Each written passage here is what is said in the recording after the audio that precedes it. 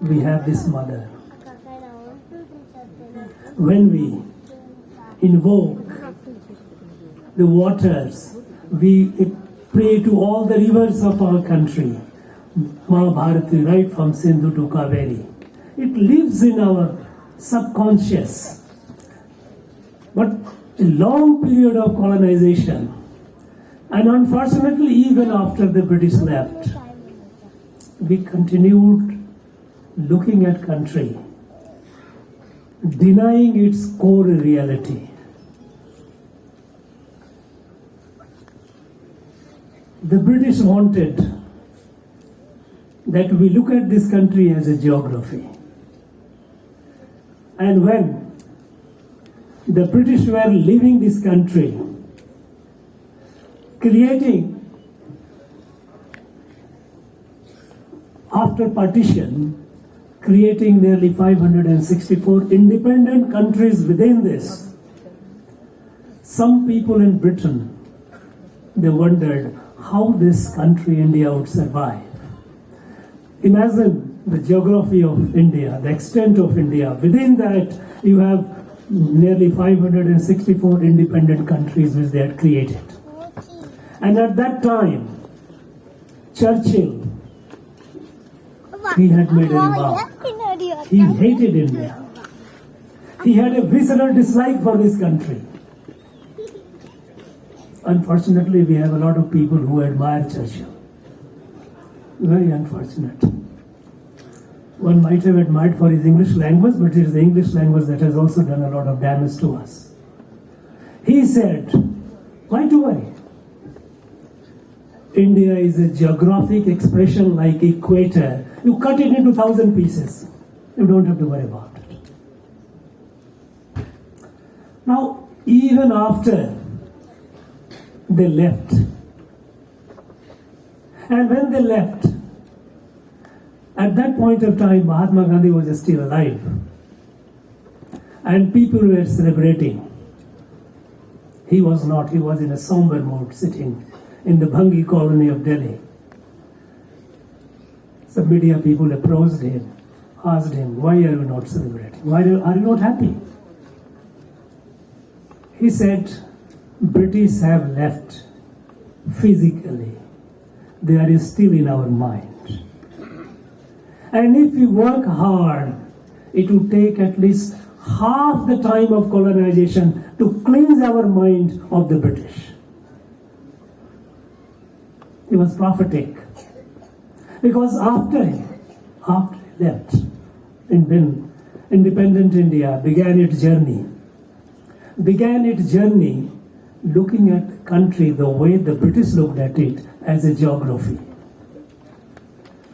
Different parts, different languages, different regions, all differences. And they thought they would create a country through a constitutional engineering.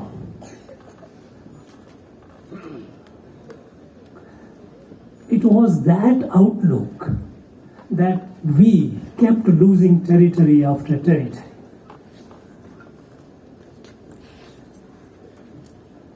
We lost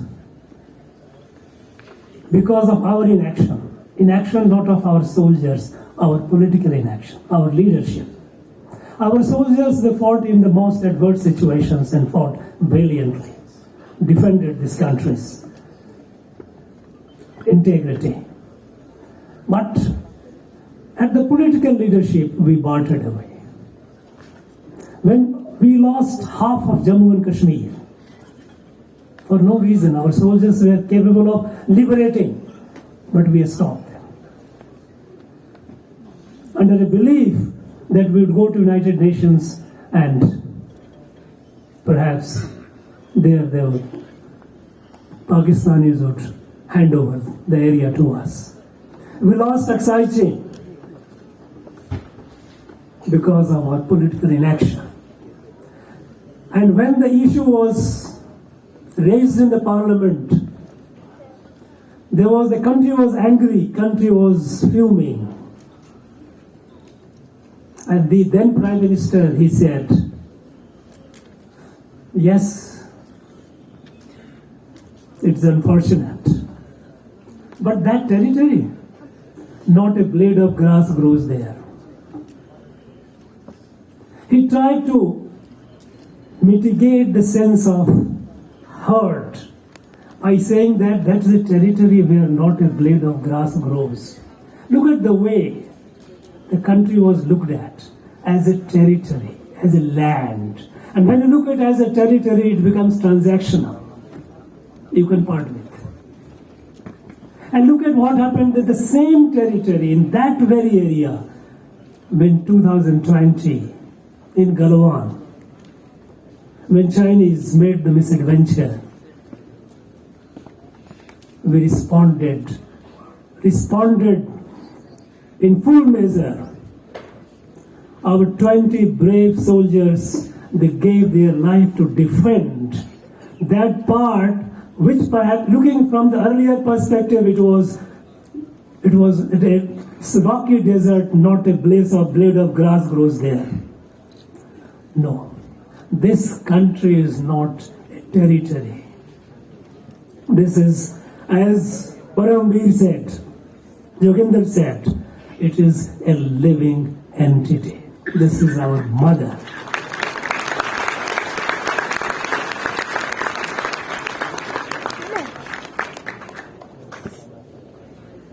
In fact, Chinese would have got the taste of it the very right in 2014 itself. In 2014, September, when the Chinese president was here in Ahmedabad, at that time, as they used to do in the past, what they used to do whenever there was a high-level visit, either from Indian high-level dignitary goes to China or the Chinese came here, PLA would move and would try to capture some area. Stealthily move and try to sit down. And the whole effort of the government was play it down, let the visit go smoothly. And then a piece of paper called Demarche would be sent to them, which I am sure they would be putting in the shredder. That is how it went on. And when the Chinese president came, they repeated that very exercise as they had done in the past. They moved in Ladakh, Chumar area. They occupied a height. The question was, do we repeat what the previous governments had done? Keep quiet. Then the Prime Minister took a call, no. They had moved a battalion, we moved a brigade. We pushed them back. And when the Chinese president said, Mr. Prime Minister, this is a small matter, we will resolve it. And then Prime Minister said, that is which you need to listen. He said, no, Mr. President, it is not a small. If a tooth aches, the whole body pains. It is an organic view of Bharat as a living entity. It's not a blade of grass. If a tooth aches, the whole body suffers. It's not a pain of the tooth, it's the pain of the body. Now, this view that our country is a conglomeration of diverse geography has created a lot of problem. A lot of problem left as a legacy of the British, but we have been perpetuating through vested interest. In terms of race, in terms of religion, in terms of languages, one or other issue people will try to raise that they keep raising and weakening the country. The moment you look at this country, the way the country has been looked at for thousands of years, even during freedom movement, when Mahakavi Bharati, whose songs were sung by our bright young children, when he says, Vedam Udayada in the Nard, Nalla Veerar Pirinda in the Nard, Chedamillada Hindustanam, Ida Deva Manru, Kumbittadi Papa. It's the divine. It's the divine. So the way you look at the country, if you look at the country as mother, problem is much of the problem is solved. Because you can't bear, come what may, any pain to your mother. And the way we look at our defense forces, in our idealistic assumption to believe that by pleading we will get justice, we did not pay adequate attention to our armed forces. For long, they did not get their due. They kept fighting by sheer their urge to be the loyal son of mother. But they didn't get. Military was considered an unproductive expenditure. And it was the first time that Lal Bahadur Shastri, when he gave the call, Jai Jawan, Jai Kishan, that we got, he was the one who gave us the first genuine test of victory to the country when in Pakistan 65 war, our military, when they given the backing, they tasted the defeat to the military of Pakistan.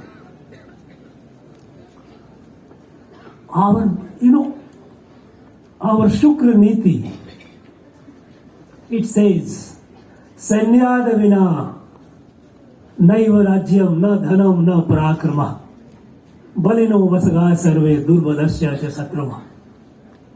Without a strong military, there is no Raj, no Dhana, there is no Prakarama. If you are strong, you have friends around, people that listen to you, as they are listening to our country today.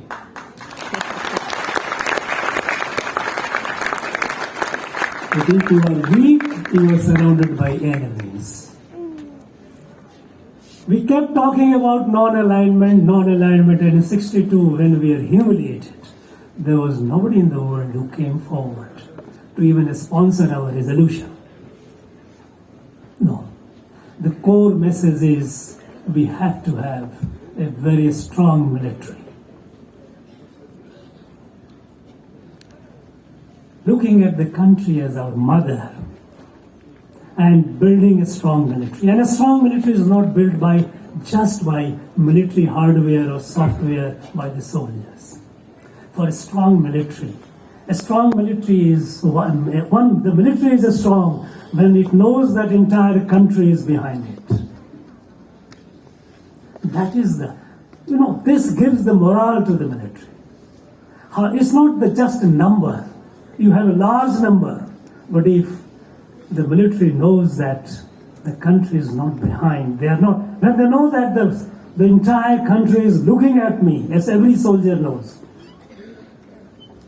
then the soldier doesn't care for anything else, doesn't care for his life at least. So, this initiative of IMCTF, Paramveer Vandana, to make our people, our young minds, young students,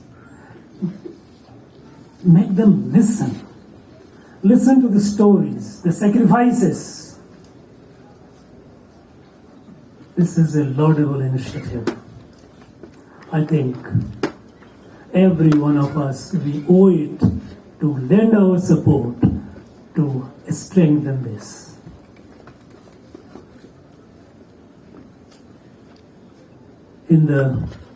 This is the beginning.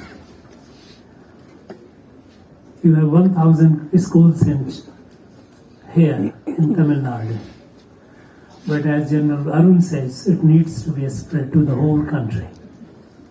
Every part of India, every part of Bharat, this message is to be taken with the due seriousness. And I would urge Paramveer Joginder to visit places, inspire our students, share your experience with them. Your words will be far more inspiring and inspiring and giving them enthusiasm than any book. You need to visit, and we need to tell our people. I wish this initiative all the very best. And from my side, I commit myself to doing whatever I can to this initiative of Iron City. It's a noble one. My greetings to all those who are associated with it, directly or indirectly. Thank you very much. Jai Bharat.